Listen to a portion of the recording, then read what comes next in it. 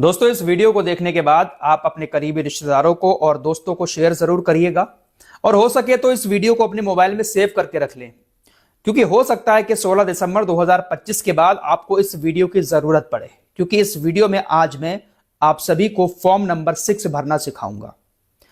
SIR का form जब भरा गया था, अभी भी भरा जा रहा है। 11 दिसंबर तक वक्त है। जिन लोगों ने नहीं भरा है, जल्द से जल्द एसआईआर का फॉर्म भर के बीएलओ साहब को दे दें।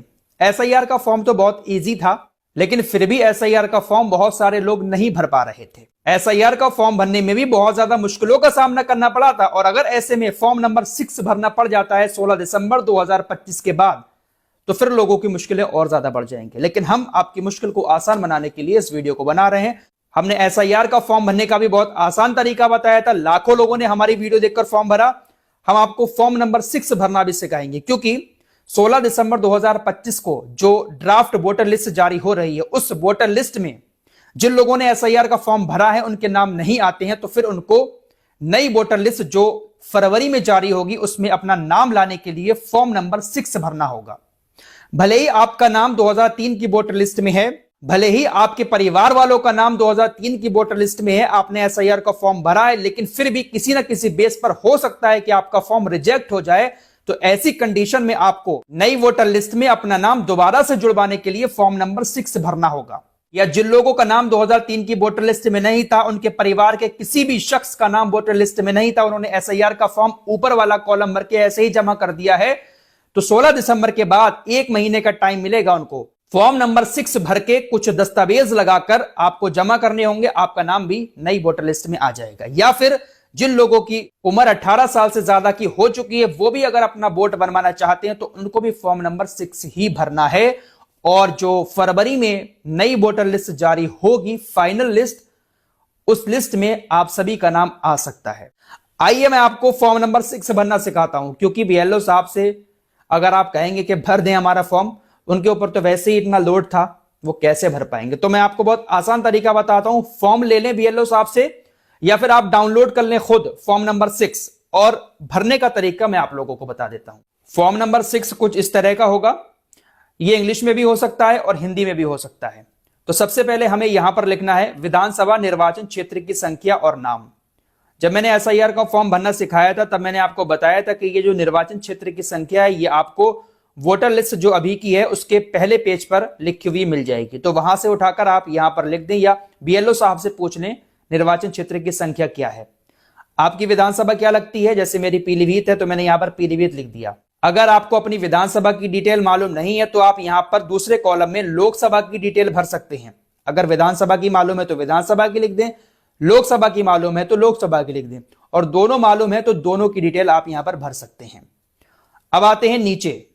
यहां पर आपको अपना नाम लिखना है, और यह नाम आपको अपने राज्य की भाषा में लिखना है। उत्तर प्रदेश में हिंदी लिखी जाती है तो हिंदी में लिखें, गुजरात में गुजराती लिखी जाती है, कहीं पर मराठी लिखी जाती है। तो आपके राज्य की जो भी लोकल भाषा हो, उस भाषा में आप अपना नाम लिखेंगे। जैसे मेरा नाम मोहम्मद फराज मलिक है, तो सबसे पहले मैंने इस कॉलम में मोहम्मद लिखा है, फिर बीच में फराज लिखा है, और उपनाम मलिक है, तो यहां पर मैंने मलिक लिख दिया, मोहम्मद फराज मलिक। इसी तरीके से आपको अपना नाम लिखना है। मोहम्मद साहिल खान है तो साहिल खान लिख देंगे। उसके बाद नीचे वाले कॉलम में इंग्लिश में अपना नाम लिखना है। आप किसी भी राज्य से हैं, लेकिन आपको इंग्लिश के कैपिटल लेटर्स में अपना नाम लिखना है। जैसे मैंने यहां पर मोहम्मद लिखा, नीचे वाली लाइन में फराज, और यहां पर मलिक, मोहम्मद फराज मलिक। अब ये जो नीचे कॉलम दिखाई दे रहा है, इसमें आपको अपने संबंधी का नाम लिखना है। पिता का नाम लिख सकते हैं, माता का नाम, पति का नाम, या पत्नी का नाम। तो मैं यहां पर अपने पिता का नाम लिख रहा हूं, तो पिता के नाम के आगे मैंने टिक कर दिया। यहां पर मैंने अपने पिता का नाम लिख दिया, वही अपने राज्य की भाषा में। यहां पर हिंदी है तो हिंदी लिख दिया। अगर कोई गुजरात से देख रहा है तो गुजराती में यहां पर लिखना होगा। जो भी आपके राज्य की लोकल भाषा हो उसमें नाम लिखना होगा। उसके बाद अपने पापा का नाम यहां पर इंग्लिश में लिखना होगा, जैसे मैंने लिखा है। फिर नीचे ये जो एक कॉलम है, यहां पर आपको अपना मोबाइल नंबर डालना है, और नीचे वाले कॉलम में आपने ऊपर जिसका नाम लिखा है उनका मोबाइल नंबर डालना है। और कोशिश करें कि ये मोबाइल नंबर वो हो जो आधार कार्ड से लिंक हो।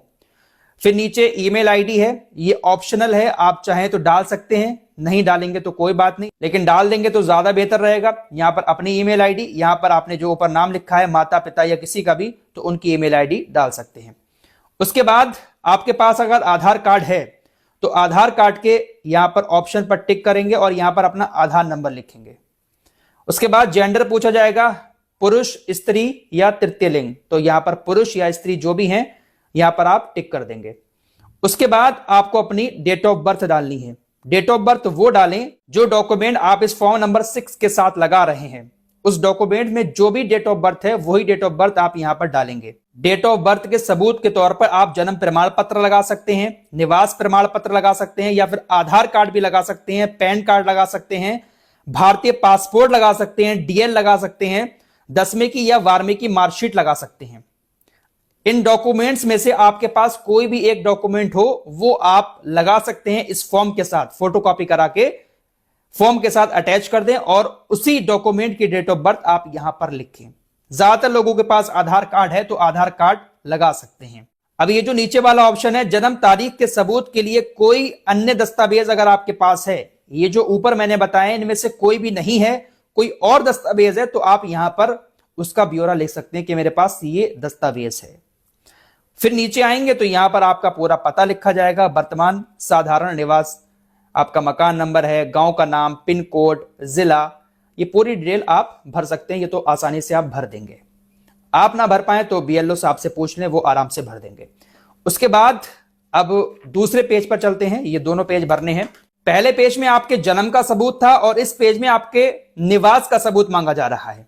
निवास के सबूत के तौर पर आपको कौन कौन से डॉक्यूमेंट दिखाने होंगे, इनमें से कोई भी एक डॉक्यूमेंट्स अगर आपके पास है उसकी फोटोकॉपी कराकर आप पीछे इस फॉर्म के साथ अटैच कर दें और उस कॉलम पर टिक कर दें। जैसे मैंने आधार कार्ड पर टिक किया है, आपके पास भी अगर आधार कार्ड है तो उसकी फोटोकॉपी करा के इस फॉर्म के पीछे लगा दें और आधार कार्ड पर टिक कर दें। पासपोर्ट है तो पासपोर्ट लगा दें, या फिर पानी, बिजली या फिर गैस का कनेक्शन 1 साल पुराना अगर इसका बिल आपके पास मौजूद है तो उसे भी आप लगा सकते हैं। राष्ट्रीय अनुसूचित बैंक डाकघर की वर्तमान पासबुक, इन ऑप्शंस को आप लोग पढ़ लें। इनमें से कोई भी दस्तावेज आपके पास है तो वो आप यहां पर लगा सकते हैं। ज्यादातर लोगों के पास आधार कार्ड है तो आधार कार्ड ही आप यहां पर लगा दें, कोई दिक्कत नहीं होगी। अगला ऑप्शन है निवास के सबूत के लिए कोई अन्य दस्तावेज। अगर इनमें से कोई भी दस्तावेज आपके पास नहीं है तो यहां पर जो दस्तावेज है उसका नाम लिख सकते हैं। ये इस वाले कॉलम में ध्यान से देखिएगा, यहां से शुरू है, ये दूसरा नीचे जो कॉलम दिया है यहां पर। अगर कोई दिव्यांग है, जैसे किसी को चलने में प्रॉब्लम है, किसी को दिखाई नहीं देता है, कोई बोल नहीं सकता, हैंडीकैप जो लोग होते हैं, तो जो भी प्रॉब्लम है उस कॉलम पर टिक कर दें। और अगर आपके पास इसका सर्टिफिकेट भी है, जैसे दिव्यांग लोगों के पास सर्टिफिकेट होता है, हैंडीकैप होते हैं, बोल नहीं पाते हैं, तो एक सर्टिफिकेट उनके पास होता है, तो उसकी जानकारी भी आप यहां पर दे दें। अगर है तो हां लिख दें, नहीं है तो नहीं पर टिक लगा दें। उसके बाद आपको 10 नंबर में यहां पर अपने परिवार के सदस्य का नाम लिखना है, तो आप अपने पापा का नाम लिख दें, संबंध में पिता लिख दें और पापा का यहां पर ईपीआईसी नंबर डाल दें। फिर नीचे यहां पर आपको घोषणा करनी होगी कि मैं इस देश का नागरिक हूं, मेरा जन्म, जैसे मैंने यहां पर लिखा है पीलीभीत, आपका जिस गांव में भी जन्म हुआ है उस गांव का नाम लिख दें। आपका जो जिला है यहां पर जिला डाल दें और यहां पर आपको अपने राज्य का नाम डालना है। जैसे मैंने उत्तर प्रदेश डाला है, आपको अपने राज्य का नाम डाल देना है।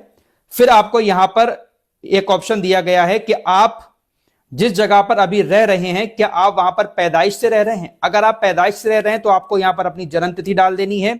और अगर आप पैदाइश से उस जगह पर नहीं रह रहे हैं जहां पर अभी आप हैं, तो जिस टाइम पर आप वहां पर पहुंचे थे उस डेट को आपको यहां पर मेंशन करना है कि मैं इतनी इतनी डेट से इस गांव में रह रहा हूं। अगर आप पैदाइश से ही वहां पर रह रहे हैं तो अपनी जन्म तिथि डाल देंगे, चल जाएगा। उसके बाद नीचे आप छोटा सा कॉलम है, यहां पर तारीख डाल दें जिस दिन आप सबमिट कर रहे हैं, जगह का नाम डाल दें, स्थान जहां से आपने फॉर्म भरा है, और नीचे फिर ये बीएलओ साहब थोड़ा सा ब्यौरा है ये भर देंगे और आपको फॉर्म नंबर 6 भर के तैयार हो जाएगा। तो बहुत सारी चीजें मैंने इसमें बता दी हैं। इस वीडियो को आप लोग सेव कर लें, आराम से अपने घर पर भर सकते हैं। बाकी कुछ नियम जो है वो पीछे फॉर्म पर लिखे हुए हैं, इसको भी आप पढ़ सकते हैं। हिंदी में मैंने आपको भरना सिखाया और इंग्लिश में भी फॉर्म ऐसा ही होगा, कॉलम ऐसे ही दिए होंगे। तो जिस कॉलम में जो चीज मैंने भरने के लिए आपसे कहा है आप वो भरें, साथ ही साथ एक फोटो भी अपना यहां पर लगाएं और बीएलओ साहब को दे दें। आपका जो नाम है आने वाली नई वोटर लिस्ट में जोड़ दिया जाएगा। तो ज्यादा सबूत नहीं मांगे जा रहे हैं, ज्यादातर काम आधार कार्ड से चल रहा है। फॉर्म नंबर 6 भरने का तरीका मैंने आपको बता दिया है। एसआईआर का फॉर्म भरने में बहुत दिक्कतें आई थी, तो इसको तो बहुत मुश्किल से लोग भर पाते, इसलिए मैंने आपको बता दिया है। आप इस वीडियो को सेव जरूर कर लें।